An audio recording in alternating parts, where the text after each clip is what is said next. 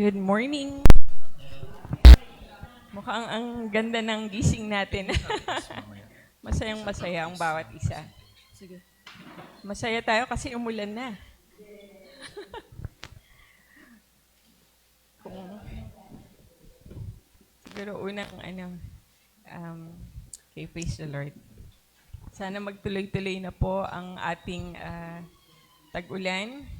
At least sa atin, hindi naman bumabaha.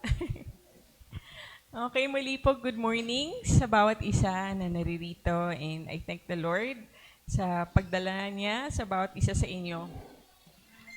This morning, mga kapatid, okay na po ba tayo? We're settled down. Okay, ayan. Praise the Lord. Thank you, Lord. Okay, so ngayon pong umaga, we're going to have another topic. And it's actually an introduction po na gagawin natin sa mga sunod pa na pag-aaral natin sa mga susunod na buwan. At ang topic po natin ngayong umaga ay patungkol po sa buhay ni Pablo, the life of Paul. Sabi rito, by the grace of God, I am what I am. Right? Ang magiging book study po natin sa mga susunod na mga buwan ay patungkol po sa libro ng Romans. Ito yung epistles to the Romans. Bakit po Romans? Kung familiar po kayo sa inyong mga Bible, it's the letter or the book that comes after Acts. Ito po ay sinulat ni Pablo. Marami po nagsasabi, na ang librong ito ay yung sinasabing Magnus Opus. Yung greatest work, ni Pablo. We will just expound on the book later on. Okay? So, I think, kung matatanong ninyo, bakit rin Romans? Kasi I think it's also timely dahil po ang ating theme for the anniversary ay galing po sa Romans rin po. Alright? So, lagi na po natin itong sinasabi mga kapatid ang gospel sa atin ay hindi lang siya para siyang ticket sa eternity. No, hindi lang siya yun, tinanggap ko ng gospel, sigurado na ako sa langit. Dapat po nating maintindihan na ang gospel is the very power of God. Not just to save our souls, mga kapatid, but to save every part ng ating pagkatao para tayo ay matransform pa para sa kaluwalhatian ng ating Panginoon. Ang mga buhay natin, mga kapatid, it will not always be blessed. Tama po ba? Okay, sino po ritong laging blessed? Sister Alita, of course. I know what you mean, Pero yung blessed dun po sa walang problema, walang, we have health, we have prosperity, ang mga relationships natin, lahat ayos, we have influence, Hindi po palaging natin ito natatamo sa ating buhay, sa lahat ng oras, sa lahat ng araw. Kapag tayo ay mananampalataya, kahit na tayo ay mananampalataya, mga kapatid, laging may mangyayari sa buhay natin, na hindi minsan natin maintindihan. Tama? Sometimes it just won't make sense. Bakit ko pinagdadaanan ito? Bakit namin to nararanasan? And always at that time, mga kapatid, I have a favorite author, si Paul Tripp. Lagi niya sinasabi, during those times na tayo ay dumadaan sa paghihirap, we would always preach ourselves something. No? We will preach a message to ourselves, some kind of gospel na would help us cope, that would help us understand or make sense of what we're going through. Lagi nating parang coping mechanism natin ito, mga kapatid, nasasabihin mo, hindi, okay lang yan. Sa ilang araw, bubuti rin yan. Pag nangyari ito, alam ko, ito yung mangyayari. We would always encourage ourselves na para tayo ay makatawid dun sa mga pangyayari na yun sa ating mga buhay. It's either we preach the true gospel to our hearts, speaking of the love of God, yung pag-asa natin kay Kristo, yung grasya ng Panginoon para sa atin, or some kind of other false, crooked gospel. And ito yung mga nagpapaduda sa atin, may Diyos pa ba talaga? Naririnig pa ba talaga ako ng Diyos? Naiintindihan ba talaga ng Diyos ano ang pinagdaraanan ko.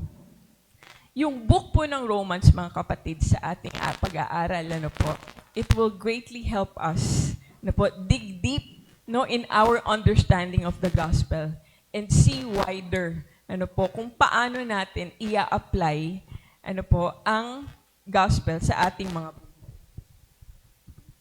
Okay. Kapag ito po, ay ating in-apply, ito pong mangyari. The book of Romans will greatly help us dig deep to understand the gospel and see wider so that the gospel can transform us, empower us, and enable us to live the life Jesus intended for us. So kaya, bago pa man natin gawin, aralin po ang libro ng Romans, bago pa po tayong magpalalim sa ating pag-unawa sa gospel, aaralin po muna natin ngayong umaga si Pablo. Ang buhay niya. Si Pablo po, siya ang nagsulat muli po ng libro ng Romans. We will turn to the author, the person that Jesus used, para mapasa atin ang mensahe niya. It will serve us well to have a solid understanding of Paul, his life, his background, his heart, and passion, to better understand his writings and God's workings. Sabi nga po, understanding Paul's story help us see that God has a purpose. Meron pong purpose ang Panginoon para sa bawat isang sa atin. Okay? At bawat kalakasan natin, not only through our strengths and gifts, but even through the darkest parts of our past and our brokenness. God sees, God knows, and God saves. Sana po yung buhay ni Pablo ay masalamin po ang ating mga buhay at pinagdaraanan rin. Knowing Paul and the facts surrounding him, when I started studying po itong si Pablo, hindi ko alam na adami palang libro patungkol sa kanya. Minsan talagang ang kakapal pa. Sabi ko, paano ko ma-absorb lahat ito? Nakakamangha ang buhay ni Pablo, mga kapatid. Hindi siya ordinaryong tao. Kaya pala, may isip mo, kaya pala siya ginamit ni Lord kasi ganyan siya. Alright? Sana makita natin rin ang ating sarili kung paano po gagalaw ang Panginoon sa ating mga buhay. So, pag inaral natin kasi si Pablo, kahit ngayong umaga lang ito, nagkakaroon ng ibang konteksto. Nagkakaroon ng mas malalim na konteksto, lahat po ng mga salita na sinulat ni Pablo. Parang kasi yung Bible po, of course you can just read it, read it to be ministered to it, by it to be inspired. Pero meron po kasi mga konteksto ng panahon na yun na maganda nating maintindihan para po mas lumalim pa, yung pag-unawa natin sa mga salita niya. Kunwari po yun sa, yun sa Psalm 23, pinag-uusapan doon, the rod and the staff of the shepherd. Yung rod and staff, akala natin pamalo, sa mga tupa para hindi sila umalis or sumunod sila doon sa shepherd. Pero when we know the context culturally of the rod and staff, we would discover na it's not for hurting the sheep. It's for guiding the sheep. Akala natin yung rod, hoy, dito ka, lumapit ka dito, huwag ka lalayo. Yung pala, itatap-tap ng shepherd yung rod para marinig ng sheep kung saan ka lang dadaan, dito ka lang dadaan. At syempre, ginagamit rin yung pagtanggol sa mga predators ng mga sheep. So parang, hindi pala si Lord na mamalo. Nagga-guide pala siya. Nagproprotekta pala siya. And another context pa rin na maganda rin natin, isa pang example, is yung naririnig po natin yung salita na Jesus is the rock of our salvation. God is the rock of our salvation. Hindi po siya rock na bato. Yung pala, malalaman natin sa konteksto ng Bible, bundok pala siya, mga kuweba. Mga yungib siya, na kung saan, pag nagtago ka doon, maliligtas ka. O pag tumuntong ka doon, maprotektahan ka sa mga kaaway mo.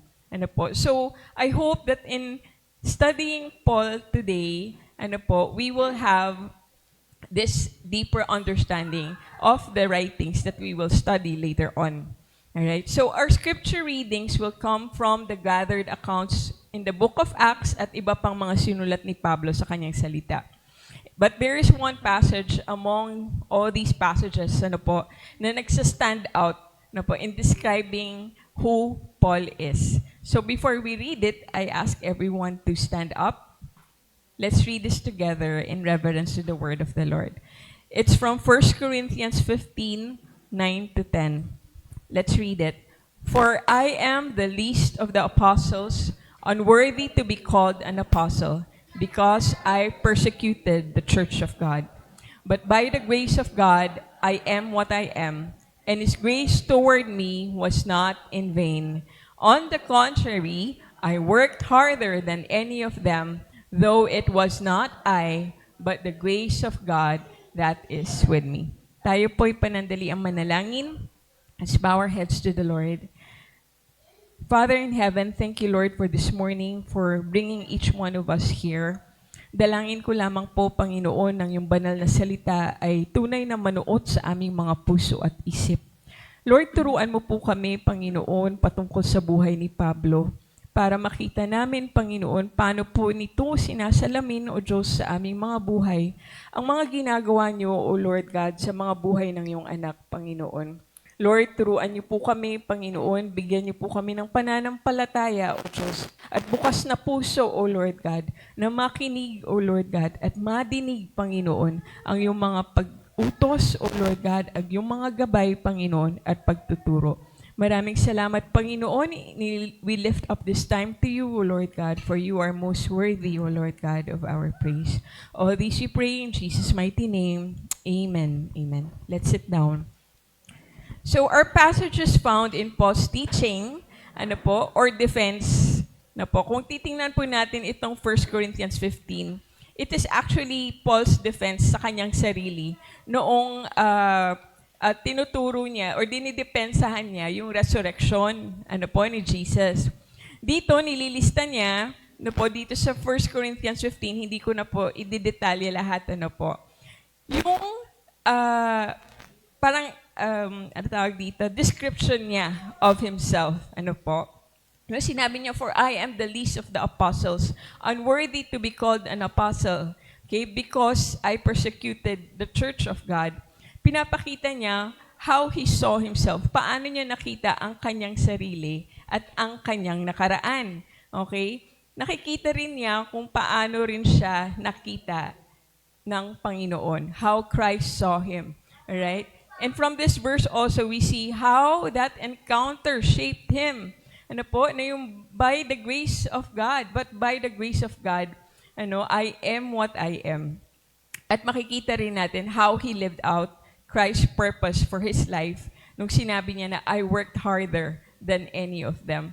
So, siguro, etong verse na to ang magiging parang basihan ng ating outline, and we will see 4 points from it. Sabi dito, it's very convenient that we can follow this line of thought in these 4 parts. First is Paul's heritage from the Jews. Right? Second is Paul's mission to the Gentiles. Third is Paul's theology of grace. And 4 is Paul's good fight of faith. Alright? So kung isip niyo, saan yan dyan? Okay, hihimayin po natin. Una, Paul's heritage from the Jews. Kung tayo po ay tatalakay sa buhay ni Pablo, hindi po natin pwedeng hindi pag-usapan ang kanyang pinagmulan. Alright?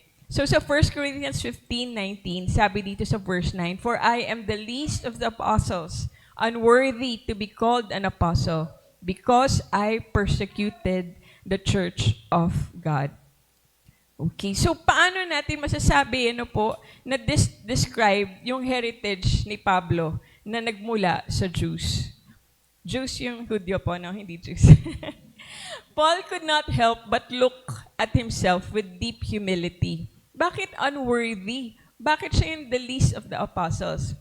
Kasi siya po, pag naaalala niya kung anong ginawa niya kay Kristo at sa mga tagasunod ni Kristo, hindi niya makuhang hindi mabasag ang kanyang puso. Talagang sising-sisi siya sa ginawa niya. He is overcome by grief whenever he remembered what he has done against Christ and his followers, the church. There's no detail, but we know as much that he went to the point that he would have people killed. Ano po? Ng mga tagusunod ni Kristo. He called himself the persecutor of the church. Ano? Sabi niya, because I persecuted the church of God. The followers of the way, the people who believe that Jesus is the promised Jewish Messiah. Dahil nung mga panahon na yon, mga kapatid, dahil sa kanyang Jewish heritage, ano po, he was consumed with zeal. Ano ba yun sa Tagalog? No, talagang ano siya, yung muhi niya, ano, yung talagang sobra-sobra, yung matindi. Ano pa yung with zeal. Nag-gets niyo na yun, talagang todo siya, no? Kung sa galit na galit siya. Ano po, dahil gusto niya no, na masunod lagi yung batas ng mga Hudyo. He was consumed with the zeal of the law and for the traditions of his ancestors. Because of his heritage and upbringing as a Jew, nung nakita niya itong mga kapwa niya Hudyo, no, na tinatalikuran yung kanilang mga pananampalataya, nangingit-ngit siya to the point na gusto niyang matsugi. Ano, lahat no, ng sumasalungat ano po, sa kanilang nakagawian ng mga tradisyon. To him, it was blasphemous. Ano? Yung kamuhi-muhi. No, yung talagang yun, blasphemous talaga yung pag-follow ng mga kababayan niya, yung mga kalahi niya kay Jesus. Ano, dahil nakikita nila na si Jesus, ano po, hinihigitan pa si Moses, ano po, at yung mga tradisyon nila sa templo. The zeal drove Paul to violent persecution against them. So who was Paul and why was he moved with such intensity? So tingnan natin ano po, itong 3 points na po na masasabi natin na talagang heritage ni Pablo bilang isang Hudyo.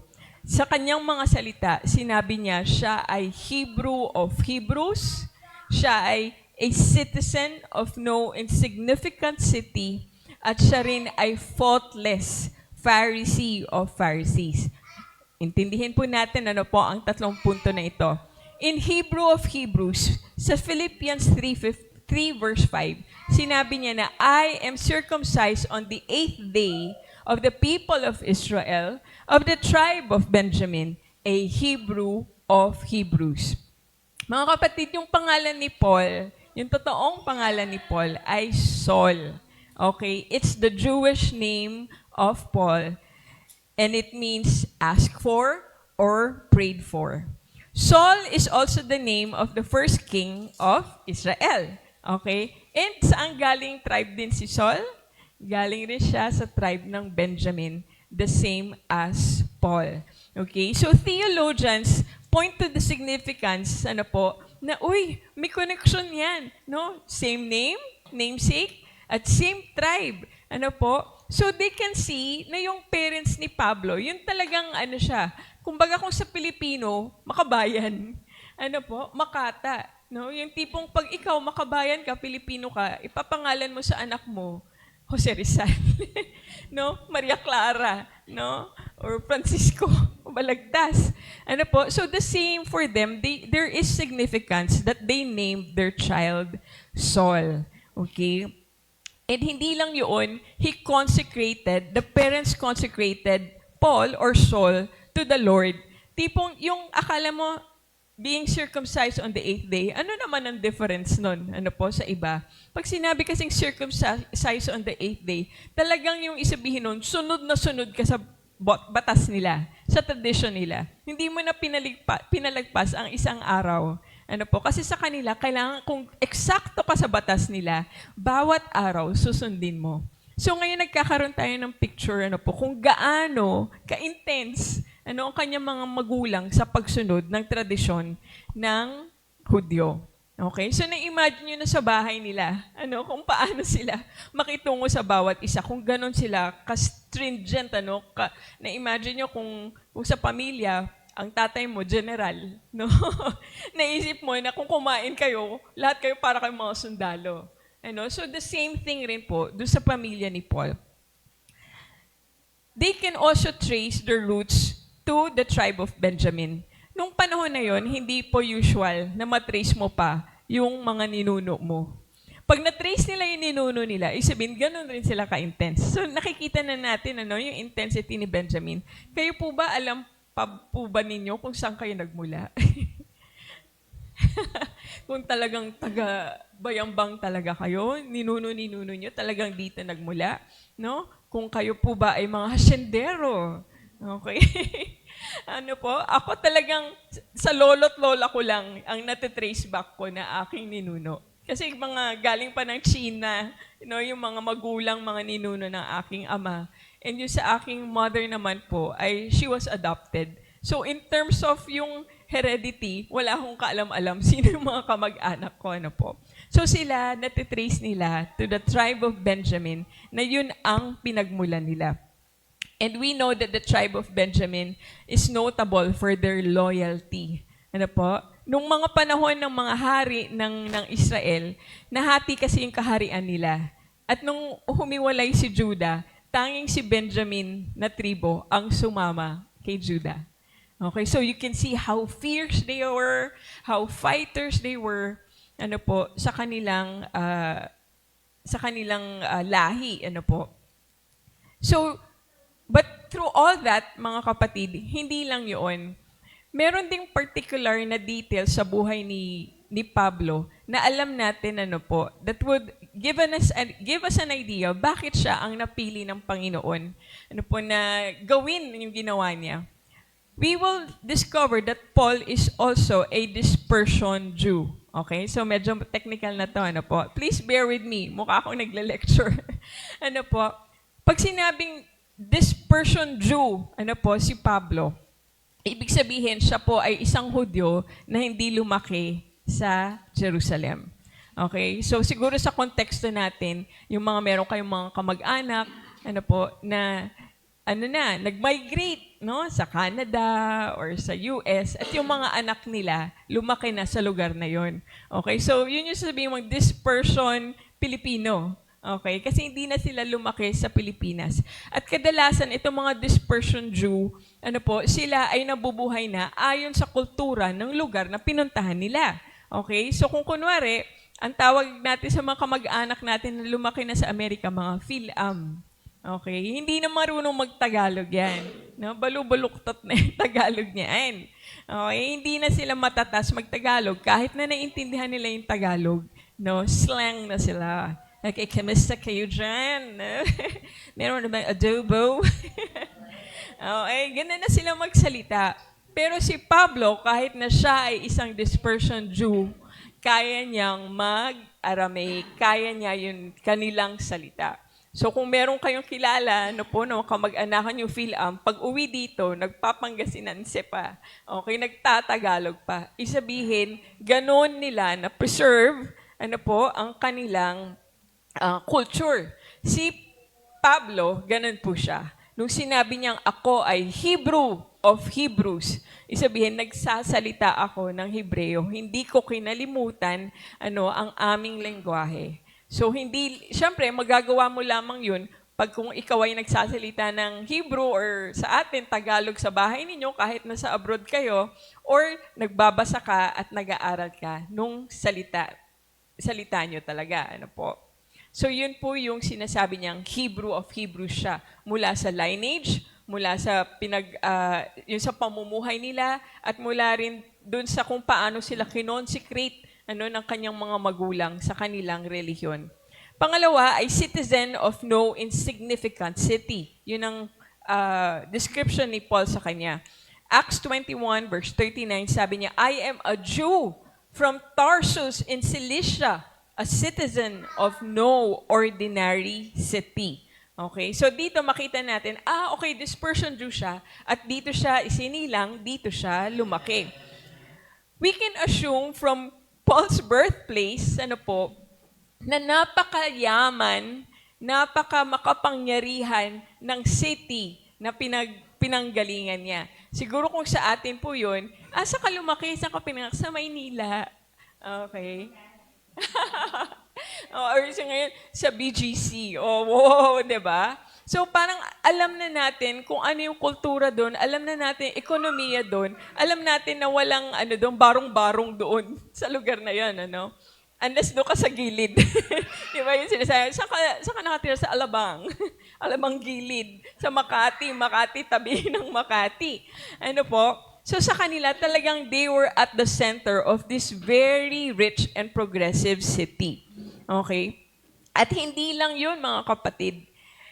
They were very influential and rich. Okay? Kaya nung sinabi niya, I'm a citizen of no ordinary city, talagang sabi niya, okay yung family ko. Okay?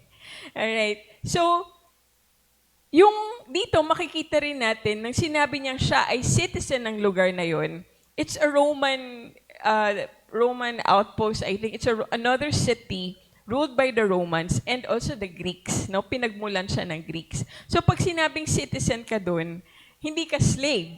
No? Meron kang karapatan, meron kang posisyon, meron kang mga katungkulan. Okay? So it's suggested that their parents or yung mga ninuno nila ay matagal nang nanirahan doon. Okay? So, ganun na lamang po yung distinguishing factor ng kanilang pamilya.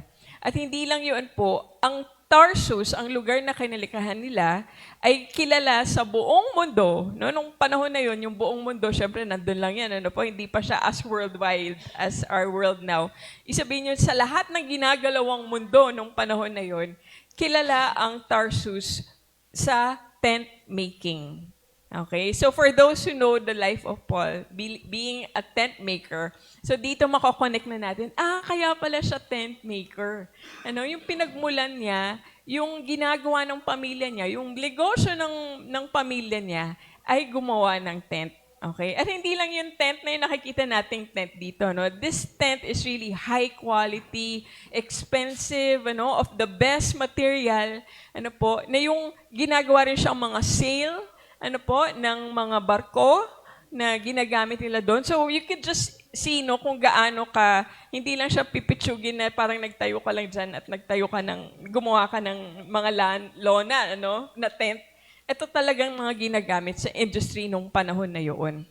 So many theologians connect Paul's skill in tent making dahil sa established na business ng kanyang pamilya sa Tarsus. Alright? So being born in the city, gave Paul all the privilege na he can do. So tayo, maaaring kung may mga karabing elbows tayo, ayan, heredero yan. Ayan, anak yan ni Juanco. Ayan, yan. Tagapagmana yan ni Mercedita Santos. Ganyan. Ayun, negosyo na sila, may hawak ng mga negosyo na yan. 10 ang mga van yan. Mga ganoon. So we can see yung distinguished status ni Pablo at ng kanyang pamilya. Nung sinasabi niya itong mga kapatid, hindi sa nagyayabang siya, talagang dahil gusto niya lang ipakita, sa kanyang mga detractors or even just a background information sa kanyang mga tinuturuan kung sino talaga siya at yung kanyang katayuan. Makikita rin natin dito na since siya po ay naging ganyang klaseng citizen, it opened his mind. Yung utak ni Pablo, yung training ni Pablo, it opened him to the Hellenistic world. Yung pag sinabing Hellenistic world doon, yun po yung panahon na kung saan yung mundo noon, meron silang isang salita na. And that is Greek. Kumbaga kung sa panahon natin, English. Lahat nakakaintindi ng English. Nung panahon na yun, lahat nakakaintindi ng Greek. So sila yung parang in power. Kung ano siguro yung Amerika ngayon, na nagko-control ng economy, trade, politics, ganun din po yung panahon ng Greek. Okay? So, now, Paul is open, sa ganoong parang exposure. Kung iko-kontra niyo sa atin yung mga laking probinsya na hindi nakatungtong sa world, na hindi pa nakasakay na eroplano, okay, na hindi pa, yung talagang kumpara mo sa isang tao, the who already saw the world. Alright? So makikita mo kung ano yung kayang magagap ng utak niya kumpara sa isang tao lang na lumaki, kung saan siya pinanganak. Okay? Alright. So at least yun, 2 points na yun. Yung sa third point, he also said that he is the faultless Pharisee of Pharisees. Philippians 3, verse 5, in regard to the law, a Pharisee, no, patungkol sa sarili niya. As for righteousness based on the law, faultless. Okay, sino po ba sa inyo makapagsabi, I am faultless? No, kahit anong sabihin mo sa akin, wala akong kahinaan. Okay, wala akong fault. Okay, lahat nasunod ko, no, sa lahat ng mga kailangan kong gawin. I have mentioned how Paul described himself as the Hebrew of Hebrews. Ano po? Pero ngayon naman, sinasabi niya, Pharisee of Pharisees, as his fathers before him. We must know na yung Pharisees po, mga kapatid, yan yung pinaka-stricto na sect sa kanilang relihiyon, sa Judaism. Yung Pharisees na ito, sila po yung pinaka-may largest role na i-preserve, na maprotektahan yung kanilang kultura as a Jew. So, tulad ng nasabi ko kanina, you can just imagine kung paano sila ka-protective sa kanilang kultura. So, kung sa atin, sa Pilipino, sabihin mo, walang mag-i-English dito, lahat tayo magtatagalog. Lahat tayo magpapagansinense, lahat tayo mag-Ilocano. No? Wala nang ibang salitang marinig sa bahay na ito. So, ganun rin po yun kay Pablo. Yung education niya, mga kapatid, being a Pharisee, we would know na umiikot ito sa Torah, sa batas ng mga Hudyo. Sabi, by the age of 10, ang mga Jewish boys na ito, na-memorize na nila yung Torah. Yung Torah sa atin is the first 5 books of the Bible. Okay, sino na po bang nakaka-memorize ng Exodus sa atin? So imagine, in 10 years, their youth would memorize the least the first 5 books of the Bible. Baseline lang yon. Pag ikaw, Pharisee level, makikitaan ka na nila na merong kang elite intellectual promise. Uy, may potential to. Kunwari si Agatha, matalino tong batang to. Ipamemorize natin sa kanya, more pa. So, hindi lang yung first 5 books ang i-memorize niya. Kailangan niya pang i-memorize, lahat ng iba pang Old Testament books. Okay? Lahat ng mga sinabi ng mga propeta. And that was Paul. Okay? Matindi, po. So, na-imagine niyo na kung gaano katalino ni Paul. Amen? So, hindi lang siya makapangyarihan na pamilya, hindi lang siya influential, hindi lang siya very religious, napakatalino pa niya. So, pag kayo binubuksan niyo yung Bible, hinahawakan niyo yung Bible, grabe naman pala ang taong to. Kaya naman pala. Okay? But still, alam naman natin yung ginawa niya dahil sa kanyang zeal. Ano ang kanyang ginawa? Okay. So again, it was easy to see how Paul had risen to a place of respected leadership among his people. Okay? He has the potential to be a great rabbi himself.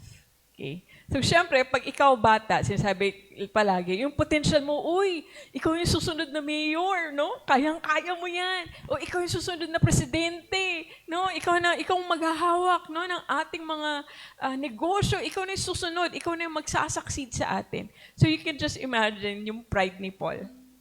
Na parang, kayang-kaya ka. Simple lang yan, di ba? So, kunwari, yung mga nanonood tayo ng mga K-drama, di ba? Nakikita natin yung mga CEO na may mga kwento. Yung talagang para silang hari, no? Sila yung pinakamagaling, sila yung pinakamarunong. So, it really can get up in his head. Kung tayo rin naman siguro, no? Aakyat rin naman talaga sa utak natin, no? Ang lahat ng galing natin, ang lahat ng kakayanan natin. But sinabi ni Paul, ito rin sa Galatians 1:14. Makikita nyo kung gaano siya ka-intense. I was advancing in Judaism beyond many of my own age among my people and was extremely zealous for the traditions of my fathers. Okay? So yung para sa atin na hindi familiar sa story ni Paul, na makikita natin na makokonnect na natin how all these nagdugtong-dugtong sa buhay niya. Kaya gano'n na lang siya ka-obsess. In Acts 7:58, sabi pa dito, ito na yung parang pinaka-climax, siguro climax na ng lahat ng katauhan ni Paul dahil sa ambition niya, he sought to persecute those who goes against their tradition. In Acts 7:58, sinabi niya rito how this is the first time that we will read about Saul in the Bible. Grabe lang, no? Yung first mention mo pa lang sa Bible, negative na kaagad. Sinabi, eto na siya, naging parang siya pa yung nag-authorize sa pagkamatay nung first martyr natin sa Bible. Sabi dito, meanwhile, the witness laid their coats at the feet of a young man named Saul. First mention. And in Acts 8, sabi dito, and Saul approved of their killing him. Okay? So Paul started this fever-pitch persecution of the followers of Christ. This is the first record that a follower of Christ was killed. And nandun siya, inaprubahan niya. Okay? So siya pala ang salarin. Okay, and in Acts 9:1-2 we read, meanwhile, Saul was still breathing out murderous threats against the Lord's disciples. Okay, hindi pa natapos doon. He went to the high priest and asked him for letters to the synagogues in Damascus, so that if he found any there who belonged to the way, whether men or women, he might take them as prisoners to Jerusalem. Okay? So nilapitan niya na yung pinakamataas, no, na posisyon, no, sa kanilang relihiyon. Sabi niya, bigyan mo ako ng warrant. No? Arrestuin ko lahat ng mga yan. Ibabalik ko sila dito. No? Kahit anong mangyari. Either by force, kung hindi sila susunod. Okay, so nakaka-relate tayo dyan kasi ang dami natin mga arrest warrant na nakakita sa media, po. Ayun po, so same. No? Kung gaano nakita natin ka-intense yung mga tao sa TV, no, na sugpuin, no, yung kanilang mga wanted, mas lalo pa si Paul. Kasi hindi lang nila to ipapakulong, no? Katulad na sa konteksto natin, papatayin pa nila sila. Okay. So, here we see Paul carried the pride of his Jewish heritage for the wrong purpose. May talino ka, everything in your life, perfect, no? Magkakaroon ka ng katukulan at lahat ng yon. Pero ano ang purpose niya? No, yun lang ang nakita niyang hangganan ng kanyang purpose. He wanted to preserve their Jewishness in the law and religion. Okay, not thinking that the people he is killing are his own people. Kapwa niya to Kalahi niya to. Marahil baka iba doon mga kamag-anak pa niya. Pero the point that they follow Jesus, walang kamag-anak dito. Lagot kayo sa akin. Kulong kayo sa akin. Kung hindi nyo i-denounce, ang pagsunod nyo kay Kristo, patay na kayo. You will be sentenced to death. When he came to realize this, when he looks back sa kanyang nakaraan, how he persecuted the people of Jesus, his heart will always break. Lagi niya sasabihin, I am the worst of sinners. I am the least of the apostles because I persecuted the church of God. Second point, mga kapatid, about Paul.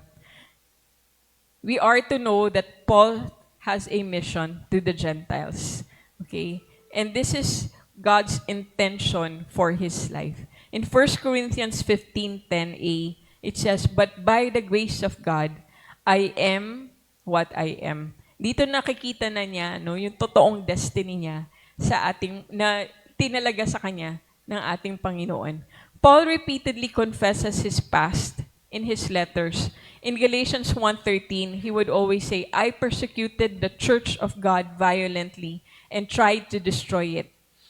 So, lahat yun, alam niyo po yung mga kapatid, na minsan tayo, mananampalataya na, pero hindi natin maiwasan, maalala yung mga nakaraan natin. Yung mga kasalanan natin. Kung ano yung mga pinaggagawa natin noon bago pa natin nakilala si Jesus. Siya, marahil naaalala niya yung mga mukha ng mga tao na nilipon niya, maging yung ibang mga pinatay niya. Kaya ganun na lang ang pagkamangha ni Pablo sa grasya ng Panginoon. And we can say that Paul had the most dramatic conversion story in the whole Bible. Kumbaga nagkaroon ng plot twist. Okay? Yung tao na kumakalaban, halos pumatay o pumapatay na ng mga tagasunod ni Kristo. Si Kristo pa yung lumapit sa kanya, na susundin mo ako, gagamitin kita. Okay, so plot twist, okay? Kaya meron tayong sinasabi na pag oras na, may expression tayo na Damascus Road experience. Kasi ganun ka-dramatic, ang naging conversion ni Pablo. So, for those who, para lang for review, maalala natin, na yung dito, si Pablo, nagpaalam na siya sa mga leaders na sa religious sect nila. Sabi niya, pupunta ako ng Damascus, aarestuhin ko, lahat ng mga tagasunod ni Kristo. Pero along the road, ng Damascus Road na yon, nakita niya si Jesus. Nagpakita si Jesus sa kanya. At sinabi niya, at narinig niya kay Jesus, sabi niya, Saul, Saul, why do you persecute me? Sabi ni Saul, who are you, Lord? Okay, I am Jesus whom you are persecuting. Maraming nagsasabi, yung pagkakita ni Pablo kay Jesus, talagang physical. Okay, talagang nakita niya si Jesus, nasa harap niya. So sabi niya, sino ka, Panginoon? Ako yung pinapersecute mo. Ako yung inuusig mo. Okay, ngayon, get up and go into the city, and you will be told what you must do. Alright? At dahil doon sa encounter na yon, mga kapatid, nabulag, si Pablo. So sobrang liwanag. Everyone who was with Saul heard the sound but did not see anyone. Okay? So sa pagkahulog ni Saul, sa pagkagulat niya, sa pagkabulag niya, hindi na siya makalakad. So kailangan pa siyang akayin papunta sa Damascus. So for 3 days he was blind. He did not eat or drink anything. So when Paul recovered and his sight was restored, he immediately called an apostle. He was immediately called as an apostle to the Gentiles. So automatic agad yan, Hindi na yung tipong sinabi ni Lord, mag-train ka muna for 1 month, so bago ka maging apostle to the Gentiles. Ora mismo, sinabi ni Jesus sa kanya, ikaw na ang magiging apostle to the Gentiles. This is a very good insight for us, mga kapatid, Makikita nyo, grabe yung kapatawaran ng Panginoon. Pag sinabi niyang malinis ka na. Okay? Pag sinabi niyang yung nakaraan mo, burado na talaga. Okay? Sometimes we are tempted to treat yung others na parang kunwari sa asawa natin. Inaway mo ako. Sige, bati na tayo. Pero, wag muna. Bilhan mo muna ako ng leche plan. Okay, libre mo muna ako. Bigyan mo muna ako ng flowers. Bago pa kayo ma-reconcile. Pero si Lord walang ganun, Okay, gagamitin na kita. Ikaw na yung apostle to the Gentiles. So, tayo mga kapatid, kung tayo nag-aalinlangan pa, gaano ba kakapangyarihan, gaano ba ka-absolute yung kapatawaran ng Panginoon? Absolute. Immediately. Effective. Immediately. So, sinabi dito sa Acts 26:17, sinabi kaagad ni Kristo sa kanya, I am sending you to open their eyes that they may turn from darkness to light. Ito po yung mga iba pang accounts na sinasabi ni Pablo, kung saan nag-usap sila ng Panginoon, kinausap siya ng Panginoon. So yung send-off sa kanya, immediate. Nasabi rin ni Pablo ito sa Galatians 1:15-16, God was pleased to reveal His Son to me in order that I might preach Him among the Gentiles. Kaya yung kanyang mission to the Gentiles, effective immediately. Grabe yung grasya ng Panginoon. Someone who was persecuting the Lord, He entrusted with a great work. Kasi alam na ni Lord, alam ni Jesus, gagawin niya, Paul will stand up to the call that God has given him. So the turnaround was noted among the believers, yung mga pinipersecute niya. And they described him, the man who formerly persecuted us is now preaching the faith he once tried to destroy. Gabi po, So the more we will be immersed in Paul's teaching, like in the book of Romans, marirealize natin that there really is no better person than Paul to write these books, these letters, and to teach these truths to us. Jesus, about Jesus, about salvation and the gospel cannot come at a better time nung panahon ni Paul. Ito I think sa IBI, diniscuss ito. Bakit inintay pa ni Lord, no, 2,000 years bago niya padala si Jesus sa lupa para i-save tayo. Because we know that God has a very, very grand plan na hindi natin maaarok sa ating mga isip. Hihintayin niya yung right time kung kailan isisilang ang Panginoon. And yung panahon ng history natin na yun yung time na kumbaga at that time, progressive na, meron ng iisang salita, meron ng lingua franca, which is Greek, and lahat ng mga kalsada, parang ayos na by the Romans. No, it's so easy to travel, it's so easy to communicate, it was peaceful. Hindi sila nag-aaway-away. Kumbaga, they were under one rule who kept the order. So it was just the right time for Jesus to be born, proclaim His gospel, and also the right time for Paul, to be trained, to be geared up, and be prepared to proclaim the greatest message in the whole world, in all of history. So in terms of knowledge, thought, and philosophy, there was peace. In terms of language and communication, there was a common language. In terms of commerce, trade, and roads, joining people and places together, nandoon lahat ng yun. So we see the hand of God making humanity, yung sangkatauhan, ready to receive the gospel. So now we can see how Paul perfectly fits the picture. So even before Paul encountered Jesus, even when Paul was persecuting Jesus, Paul was already being formed for Jesus' use.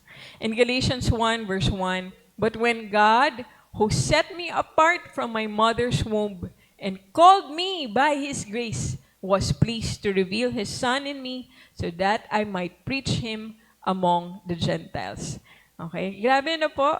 So kahit si Lord nakita niyang pinapersecute yung mga tagusunod niya, alam na niya, sige, may purpose yun ako dyan na na-disperse yung mga tagusunod ko. Kasi ba't hinayaan ni Lord ma-persecute, mamatay yung mga tagusunod niya? Hindi natin alam yung kalooban ng Panginoon. But we will see, dahil doon sa persecution na yun, lahat ng mga tagusunod niya, kumalat sa buong mundo. Kasi nagtago sila kay Paul. Pero sa kanilang pagkalat, they preached the word. Alright? So nakita natin, may purpose lahat na ginawa ng Panginoon. So ngayon makita natin ang purpose para kay Paul. So he would soon become the central instrument in establishing missionary work among the Gentile churches. So just within 30 years, it just took 30 years, for Paul to establish all those work, all that mission to the Gentiles. Amen. That is our second point. Siguro, lagi ko itong naalala, kasi Sister Ruby, lagi rin niya nababanggit sa akin yan. Siguro, grabe lang si Lord, nung hindi pa ako Christian, nakikita ko na kung paano niya pinanghawakan yung buhay ko. Na hindi niya ako pinabayaan, kahit hindi ko pa siya kilala. Yung blessing niya, pag-iingat niya, kahit na ganitong nangyari sa pamilya ko, nakikita ko pa rin yung kamay ng Diyos sa buhay ko. Ganon din sa ating mga kapatid na kahit na hindi pa natin kilala ang Panginoon, na ibukod na tayo sa sinapupunan pa lang ng ating ina. So kung tayo nasasabi natin, ano ba nangyari sa buhay ko? Bakit ganito? When we question all that, we would remember, hindi may plano si Lord. The point that you were saved, you are here, listening to the Word of God, may purpose si Lord sa bawat isa sa inyo. Okay, lahat ng detalye ng mga buhay nyo, maganda man o hindi, karumal-dumal man, or kahiya-hiya, may gamit yan sa ating Panginoon. And we would see how Jesus could easily forgive instantly, ang ating nakaraan. So, itong grasya na ito, ang makikita natin na ngayon pinaglalaban ni Pablo. So in third point, Paul's theology of grace. In 1 Corinthians 15:10, he talked about his grace, and his grace toward me was not in vain. For Paul, grace was not merely an abstract concept, Hindi lang to, grace, grace. si Kumaring Grace. O Grace, mabait. Grace, hindi siya abstract, Talagang isinabuhay niya kung ano yung grace. Ito yung naging pundasyon, ng kanyang buhay Kristiyano. Grace is the unmerited favor of God extended to sinners. Let's not forget. Ang grasya binigay sa ating mga makasalanan. Okay? Kung hindi tayo makasalanan, kailangan ba natin ng grasya? Hindi po. Kasi lahat tayo makasalanan, kailangan natin ng grasya ng Diyos. Through the sacrificial death of Jesus, ito po ay ating nakakamtan. Nothing more and nothing less. Paul experienced this grace personally and powerfully. It shaped the truths that he taught us throughout the New Testament concerning the gospel and our salvation.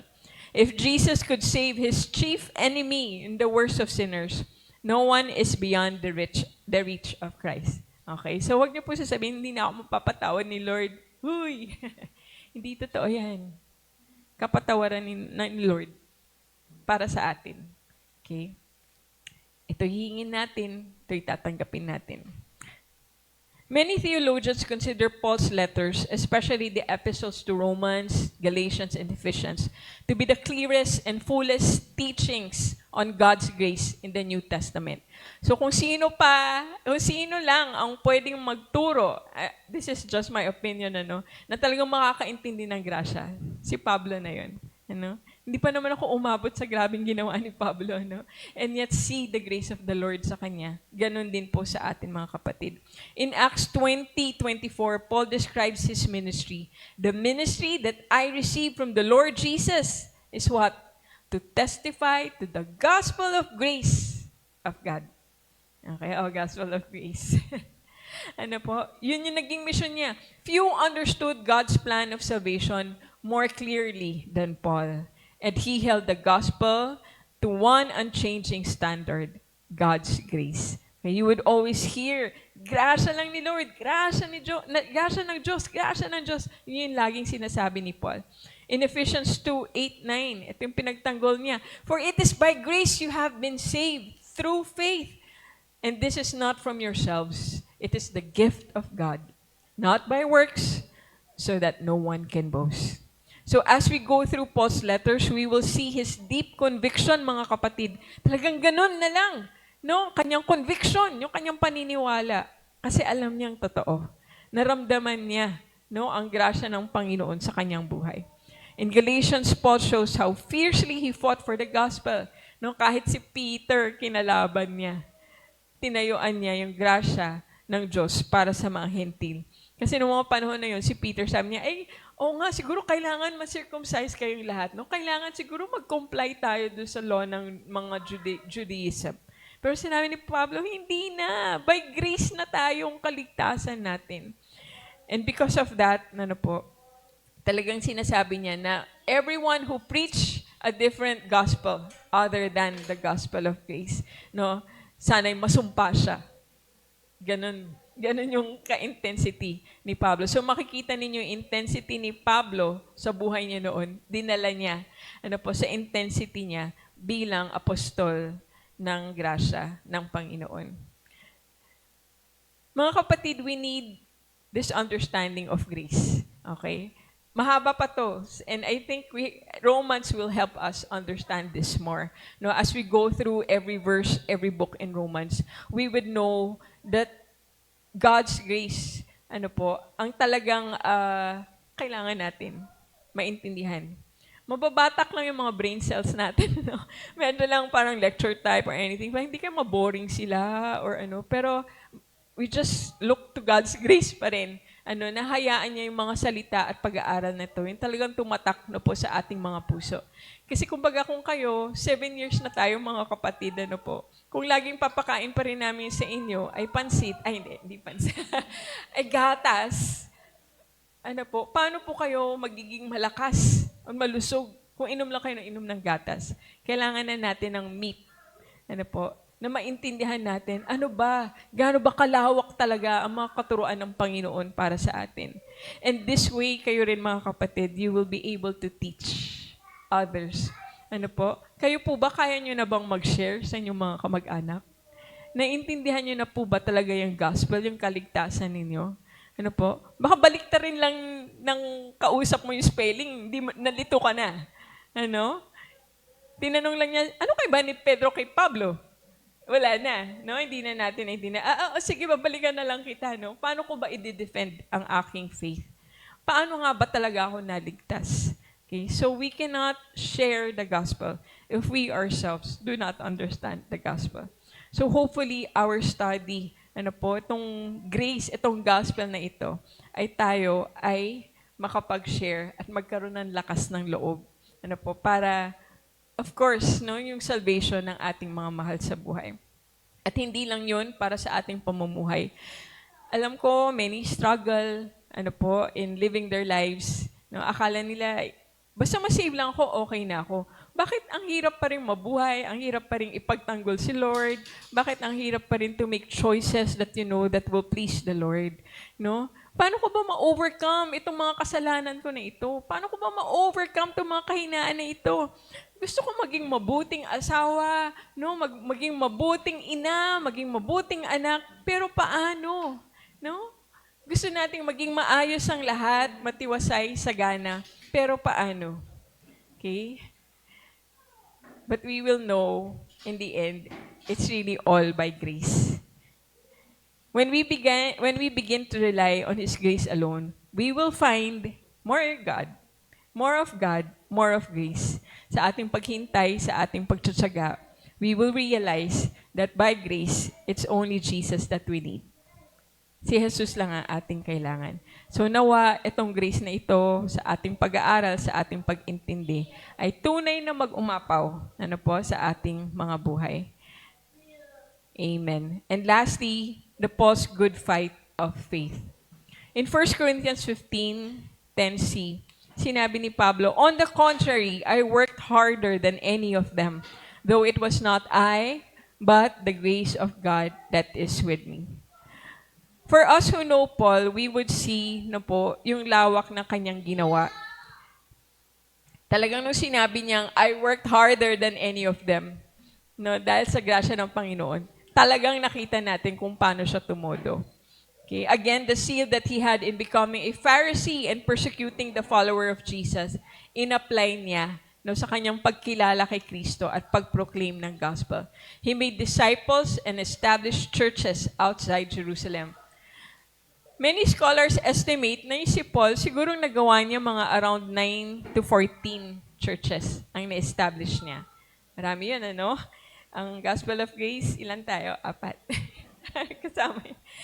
kasama ang ating mga partner church. Hindi pa nga tayo nag-establish nun, ano? Talagang nag-affiliate pa sila. Ito si Paul ang talagang nag-establish nito sa iba't ibang lugar. Okay? Kung isipin natin, lagpas pa ng Pangasinan siguro, no? Talagang siguro baka hanggang Mindanao meron pa tayo. Si Paul talagang was intense sa kanyang mga missionary journeys. Lahat ng mga sinulat niya, ay majority na sa New Testament. Okay? So sabi nga, 13 or 14 out of the 27 books sinulat ni Pablo. He is the most read author until this present time. Okay? At hindi lang doktrina ang isinulat niya. Okay? More than that, his words, continue to help every church and build each church according to the design of our Lord. Meron dito sa 2 Corinthians 11:23 to 28. Hindi ko na siya nailagay rito. Ito yung parang monologue ni Pablo sa pagtanggol niya sa lahat ng kanyang nagawa sa kanyang mga detractors. Ito yung sinabi niya sa 2 Corinthians 11:23 to 28. Just look at me. Listen, hindi ko nalagay. Sabi dito, are they servants of Christ? No? Yun yung mga sinasabi niya sa kanyang mga detractors. I am out of my mind to talk like this. I am more. I have worked much harder. Been in prison more frequently, been flogged more severely, and been exposed to death again and again. Okay? Sila ba ay mga tagapaglingkod ni Kristo? Mas higit pa ako. Okay? Grabe yung tinrabaho ko. Kayo ba nakulong na? Ako nakulong na. Okay, kayo ba, nalatigo na? Ako, nalatigo na. No, severely pa. I have been exposed to death again and again. Mamatay-matay na ako. Kayo ba, nagawa niyo yun? Sinabi niya sa verse 24, 5 times I received from the Jews the 40 lashes minus 1. May ganun pa, no? 39 bale, no? Na paglati ko. Pag sinabing talagang isa-slash. Kung hindi tumalab, ay, kulang. Naulitin pa nila hanggang talagang meron kang 39 lashes sa likod mo. 3 times I was beaten with rods and I was pelted with stones. Okay, 3 times. Ay, kayo po ba nabato na? Hindi ko ma-imagine to, no? Yung babatuhin ka hanggang mamatay ka. Grabe. Minsan nga, di ba, yung naglaro lang kayo, aksidente, natamaan ka, sakit na. Diba? Ano pa yung talagang gusto kong patayin, babatuhin ka? 3 times, no? 3 times. Beaten with rods. Once I was pelted with stones. 3 times I was shipwrecked. Okay? I spent a night and a day in the open sea. Okay? Sino na po bang na-stranded sa dagat sa inyo? Wala pa, no? Sa ilog. Ito, open sea. Okay? I have been constantly on the move. I have been in danger from rivers, in dangers from bandits, okay? In danger from my fellow Jews, in danger for Gentiles. Wala na, no? Wala na talaga siyang malapitan. Lahat na kaaway niya. In danger in the city, in danger in the country, in danger at sea, and in danger from false believers. Okay? Kung feeling nyo kayo inuusig, grabe pa si Pablo. Okay? Sabi niya, I have labored and toiled and have often gone without sleep. Okay? Tayo, napupuyat tayo sa kakapanood, YouTube, games. Siya talagang, wala siyang choice. No? Kundi mo mamatay siya. I have known hunger and thirst and have often gone without food. Okay? I have been cold and naked. Besides everything else, I face daily the pressure of my concern for all the churches. So pag sinabing, sino pa ang makakahigit sa ginawa ni Pablo? Wala na akong ma-imagine. And of course, this is just the written account. We know that all throughout history, there were many still who suffered for the cause of Christ. Lalo na sa mga missions, sa mga lugar na pinupuntahan na talagang nanganganib ang kanilang buhay. They can easily relate sa nangyari kay Paul. Uy, siya, limang beses. Ako buti, 4 pa lang. Pero nakikita ninyo, grabe yung pinagdaanan ni Pablo. At lahat ng iyon ay para sa gospel. At lahat ng yun para sa pagturo, sa gospel ni Jesus. Lahat para kay Jesus, ginawa niya ito. We know that even early on in his ministry, Paul has counted his life as already lost in Jesus. Dahil na rin sa grasya ng Panginoon, ano pa bang saysay ng buhay ko? It's all lost to me. Galatians 2:20, I have been crucified with Christ. I no longer live, but Christ lives in me. The life I now live in the body, I live by faith in the Son of God, who loved me and gave himself for me. The Bible did not say when exactly and how did Paul die. Okay? But Paul knew that his time was coming to an end. He was imprisoned and awaiting his execution.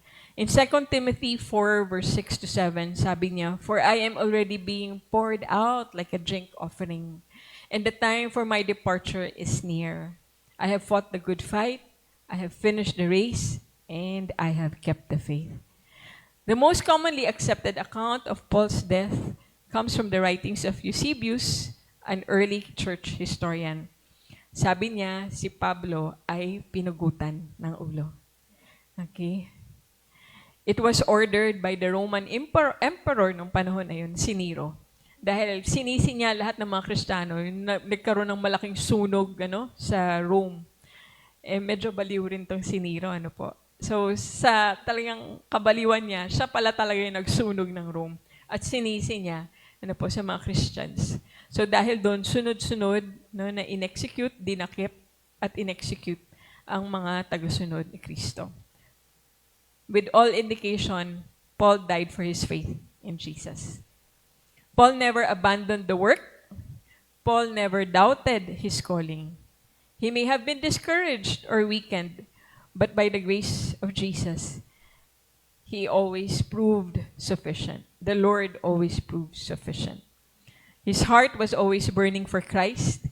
Sa kanyang mga trials, he continued to rejoice and boast in Christ alone.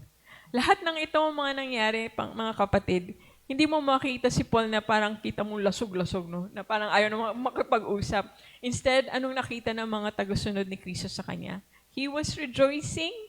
He was happy. No, in spite of all the trials. Kasi ang tinitingnan lang niya si Jesus. No? Ang tinitingnan lang niya yung reward ng Panginoon. At yung buhay na, yung mga reward na naghihintay sa kanya sa piling ni Jesus. Until the very end, Paul pressed on. No? Nagpursige siya. In Philippians 3:13-14, nasabi to ni Pastor Leo, di ba nakakulong na siya? Ano pang sabi niya? I press on toward the goal to win the prize for which God has called me heavenward in Christ Jesus. All his eyes sa Panginoon lang. Lahat ng pinagdaanan niya para sa iyo, Lord. Okay? Ano pa ba ang kailangan kong gawin, O Diyos? Paul's life continues to inspire millions of Christians. Ano po? For thousands of years. No, kahit na namatay na si Paul nung mga around 60s siya, no, mid-60s. Hanggang ngayon, after 2026 and more years, no, ini-inspire pa rin niya lahat ng mananampalataya sa lahat ng kanyang pinagdaanan. We may never face the same sufferings as Paul did, mga kapatid. Pero yung testimony niya, we can say, in Christ, I can do all things for God's glory.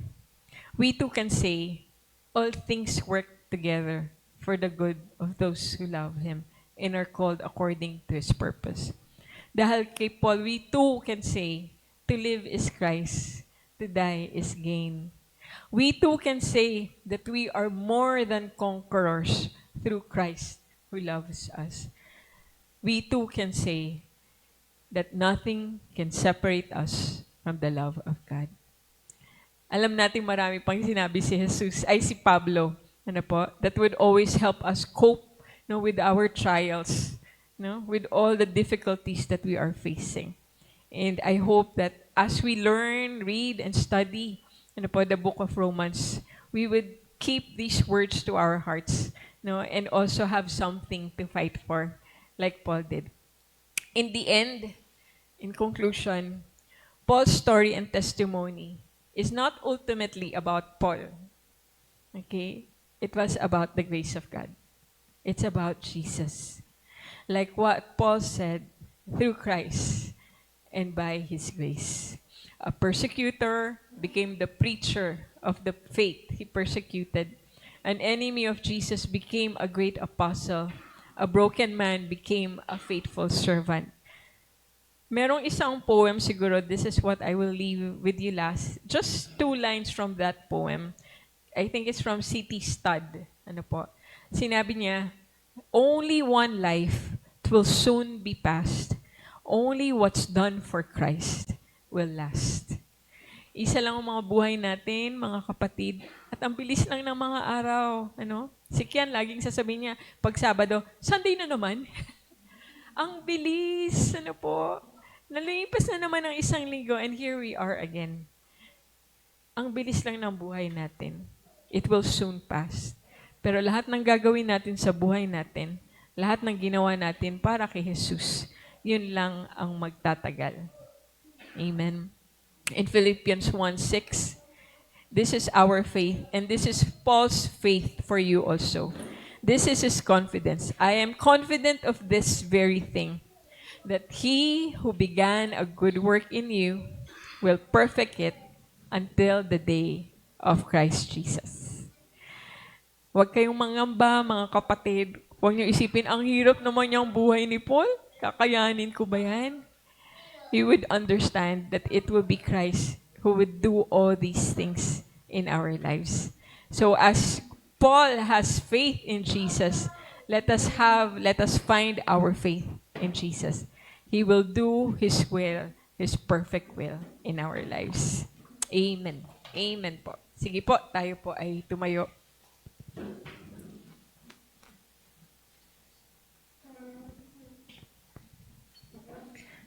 Let's come before the Lord. As we reflect in God's word shared this morning, may we see our lives as being saved by grace. Diyos lang nakakaalam kung saan niya tayo kinatagpo, kung saan niya tayo pinulot. Diyos lang nakababatid ng lahat ng ating pinagdaanan. And in spite of all that, He has offered His salvation to you. He has offered Himself to you to save you from your sin, to cleanse you of all the guilt, that you may be with Him and spend your life with Him, and spend your eternity with Him. Like Paul, we may have pride in our lives. Like Paul, we may have confidence in our flesh. Ang dami na nating ginawa sa ating mga buhay. Ang dami na nating nakamit. Ano pa bang kailangan natin? But we know deep in our hearts, we need more of Jesus. Ang lahat ng bagay sa mundo, lahat ng bagay sa ating buhay, ay sadyang matabang kung wala si Jesus. There is no purpose in our lives greater than the purpose that Jesus gives us. May we find the gospel preaching to every corner of our hearts, every corner of our past. May the light of Jesus just shine through all these darkness. May you always go back to the light of the love of Jesus. The light of Jesus Himself. He would always promise Himself to us. He would always assure us, anak, lahat ng nakaraan mo ay limot ko na. Lahat ng kasalanan mo ay tinapon ko na sa pinakamalalim na dagat. Walk with me. Follow me. Obey me. Live your life for me.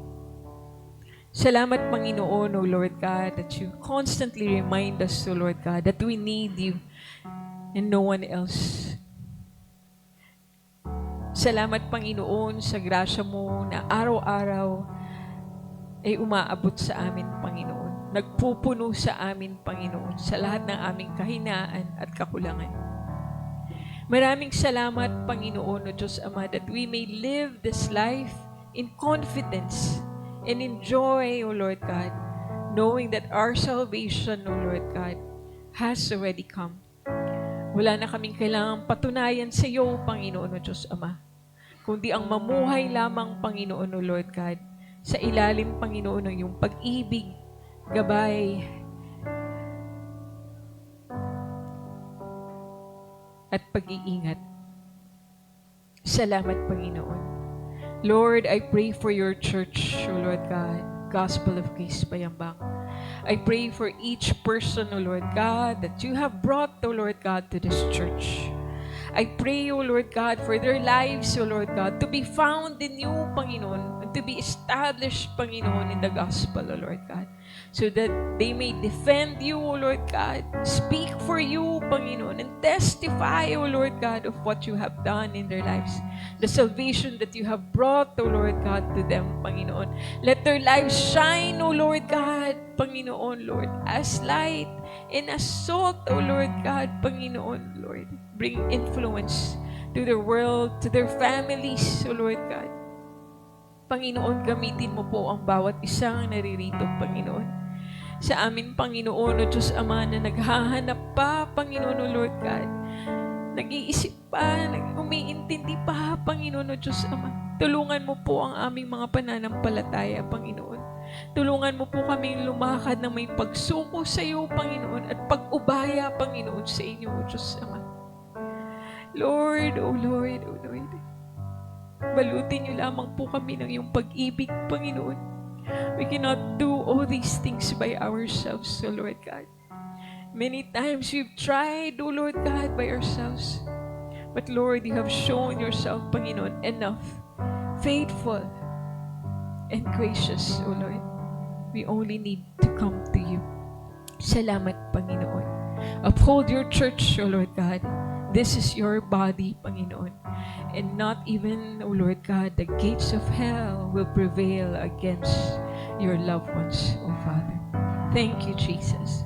Lord, as we continue in praise, O Lord God, as we continue to reflect on your words, O Lord, to reflect on your truths, Lord, as we go our separate ways, Panginoon, guide us, mold us, teach us, protect us, O Lord God. Provide, O Lord God, for our needs, Panginoon, so that we may live this life, Panginoon, in full surrender to you, O Lord God, and no one else. We thank you, Lord God, for all your blessings as we give back to you our tithes and offerings, O Lord. May it be with a thankful heart, O Lord God, knowing that all we have, O Lord God, is from you. Salamat, Panginoon. We love you, Father. We give you praise. You alone are worthy. All this we pray in Jesus' mighty name. Amen and amen. Hallelujah. Thank you, Jesus. As we go, let's sing this last song.